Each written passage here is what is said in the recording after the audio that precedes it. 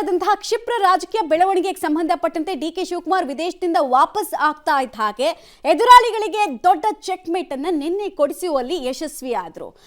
ಯಾವ ರೀತಿಯಾದಂತಹ check mate, ಏನ್ ಸಂದೇಶವನ್ನ ಕೊಡ್ತು, ಹೈಕಮಾಂಡ್ ಬಳಿ ಅವರು ಸಲ್ಲಿಸಿದಂತಹ ದೂರುಗಳ ಸಾಲು ಏನು, ಎಲ್ಲದರ ಬಗ್ಗೆ ಒಂದೊಂದಾಗಿ ಮಾಹಿತಿಯನ್ನು ನೋಡ್ತಾ ಹೋಗೋಣ. ಮೊದಲ ಚೆಕ್ ಮೇಟ್ ಅನ್ನ ಡಿಕೆ ಶಿವಕುಮಾರ್ ಯಶಸ್ವಿಯಾಗಿ ಇಟ್ರ. ದಲಿತ ಶಾಸಕ ಮತ್ತು ಸಚಿವರ ಡಿನ್ನರ್ ಪಾಲಿಟಿಕ್ಸ್ಗೆ ಬ್ರೇಕ್ ಹಾಕಿಸೋದ್ರ ಮೂಲಕ ಅನ್ನೋ ವ್ಯಾಖ್ಯಾನ ಕೇಳಿ ಬರ್ತಾ ಇದೆ. ಹೈಕಮಾಂಡ್ ಮೂಲಕ ಸಭೆಗೆ ಬ್ರೇಕ್ ಹಾಕಿಸಿದ್ದಾರೆ ಡಿಕೆ ಶಿವಕುಮಾರ್. ಮುಂದಿನ ದಿನಗಳಲ್ಲಿ ಇಷ್ಟಕ್ಕೆ ಸುಮ್ಮನೆ ಆಗ್ಬಿಡ್ತಾರ ಇನ್ನೊಂದು ಬಣದವರು? ಪವರ್ ಶೇರಿಂಗ್ ನ ಜಟಾಪಟ್ಟಿ ಇನ್ನೂ ಓಪನ್ ಆಗಿ ನಡೆಯೋದಕ್ಕೆ ಸ್ಟಾರ್ಟ್ ಆಗತ್ತಾ? ಹೈಕಮಾಂಡ್ ಮೂಲಕ ಪರಮೇಶ್ವರ್ ಅವರಿಗೆ ಸ್ಪೀಡ್ ಬ್ರೇಕರ್ ಅನ್ನ ಡಿಸಿಎಂ ಡಿಕೆ ಶಿವಕುಮಾರ್ ಅವರು ಹಾಕಿಸಿದ್ರು.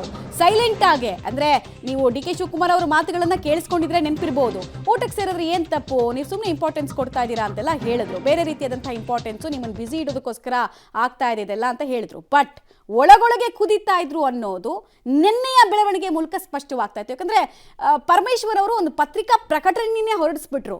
ಸುರ್ಜೇವಾಲಾ ಅವರ ಆದೇಶದ ಮೇರೆಗೆ, ಅವರು ಸೂಚಿಸಿದ ಮೇರೆಗೆ ನಮ್ಮ ಡಿನ್ನರ್ ಮೀಟಿಂಗ್ ಮುಂದೂಡಿಕೆ ಆಗಿದೆ, ಮುಂದಕ್ಕೆ ಹೋಗಿದೆ ಅಂತೆಲ್ಲ ಅವರು ಪತ್ರಿಕಾ ಪ್ರಕಟಣೆಯನ್ನ ಹೊರಡಿಸಿದ್ರು. ಯಾರಿಗೆ ಏನನ್ನ ಸೂಚ್ಯವಾಗಿ ಹೇಳಬೇಕು ಅವರು ಹೇಳ್ಬಿಟ್ರು. ಅಂದ್ರೆ ಹೈಕಮಾಂಡ್ನಿಂದ ಒತ್ತಡ ಬಂದಿದ್ದಕ್ಕೆ ನಾನು ಸ್ಟಾಪ್ ಮಾಡಿದ್ದೀನಿ ಅಂತ.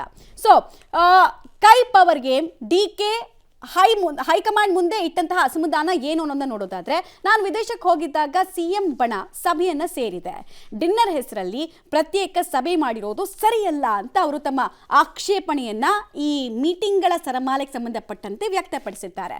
ಡಿನ್ನರ್ ಮೀಟಿಂಗ್ ಬಗ್ಗೆ ತರಹೇವಾರಿ ಸುದ್ದಿ ಹಬ್ಬಿದೆ, ಲಾಭಾರ್ಥಿ ಯಾರಾಗ್ತಿದ್ದಾರೆ ಇದರಲ್ಲಿ ಅಂತ ಪ್ರಶ್ನೆ ಅವ್ರು ಕೇಳಿದ್ದಾರೆ. ಡಿನ್ನರ್ ಪಾಲಿಟಿಕ್ಸ್ ನಿಂದ ಪಕ್ಷದ ವರ್ಚಸ್ಸಿಗೆ ಧಕ್ಕೆ ಆಗ್ತಾ ಇದೆ ಅನ್ನೋದನ್ನ ಕೂಡ ಡಿಕೆ ಶಿವಕುಮಾರ್ ಹೈಕಮಾಂಡ್ ಗಮನಕ್ಕೆ ತಂದಿದ್ದಾರೆ.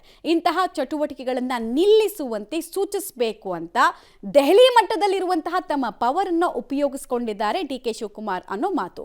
ನಾನು ಡಿನ್ನರ್ ಪಾಲಿಟಿಕ್ಸ್ ಅನ್ನು ಮಾಡಿದ್ರೆ ಬೇರೆ ಸಂದೇಶಗಳು ಹೋಗುತ್ತೆ, ಕಾರ್ಯಕರ್ತರಿಗೂ ಬೇರೆ ಸಂದೇಶ ಹೋಗುತ್ತೆ, ಜನರಿಗೆ ಬೇರೆ ಸಂದೇಶ ಹೋಗುತ್ತೆ, ಏನ್ ಮಾಡೋದು ಅಂತ ಅವರು ಹೈಕಮಾಂಡ್ ಮುಂದೆ ಅಲವತ್ಕೊಂಡಿದ್ದಾರೆ. ಪಕ್ಷದ ಅಧ್ಯಕ್ಷನಾಗಿ ಪಕ್ಷದ ಶಿಸ್ತು ಮುಖ್ಯ ಅಂತ ನಾನು ಸುಮ್ಮನಿದ್ದೀನಿ, ಇಲ್ಲಿ ತನಕ ನಾನು ವಿಧೇಯ ವಿದ್ಯಾರ್ಥಿ ತರ ಇದ್ದೀನಿ.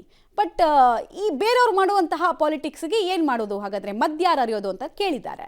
ನಾನು ವಿದೇಶಕ್ಕೆ ಹೋಗಿದ್ದಾಗ ಈ ರೀತಿಯಾದಂತಹ ಘಟನೆಗಳಾಗಿರೋದು ತೀರಾ ಅಂದರೆ ತೀರಾ ನನ್ನನ್ನು ಪೊಲಿಟಿಕಲಿ ಕಾರ್ನರ್ ಮಾಡುವಂತಹ ಪ್ರಯತ್ನ ಆಗಿದೆ ಅಂತ ಹೈಕಮಾಂಡ್ ಮುಂದೆ ಅವ್ರಿಗಿರುವಂತಹ ಅಭಿಪ್ರಾಯವನ್ನು ಮುಕ್ತವಾಗಿ ಹೇಳಿದ್ದಾರೆ.